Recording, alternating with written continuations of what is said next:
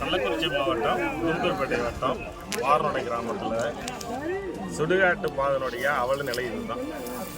மாரோடை கிராமத்திலேருந்து சுடுகாடு 2.5 கிலோமீட்டர் தொலைவில் இருக்குது. இந்த 2.5 கிலோ தொலைவில் மயானத்துக்கு வர்றதுக்கு சரியான பாதை எதுவும் கிடையாது. இந்த பாதைன்றது வந்து பார்த்திங்கன்னா விளைநிலங்கள் மூலிமா தான் வந்தாகணும். இது தை மாதத்து வரைக்கும் வந்து பார்த்திங்கன்னா வந்து வயல் ஃபுல்லாக வந்து நடவு மற்றும் சேர் இந்த மாதிரி பணியை உழவு பண்ணி நடந்துட்டு இருக்கிறதால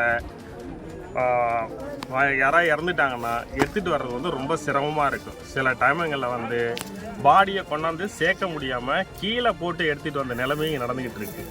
இது வரைக்கும் வந்து பார்த்திங்கன்னா எந்த அரசும் இதுமாரி வந்து தனி கவனம் எடுக்கலை. இது வந்து தொடர்ந்துக்கிட்டே தான் இருக்குது. இதுக்கு காரணம் வந்து அரசு வந்து மெத்தனை போக்கு தான் காரணம்.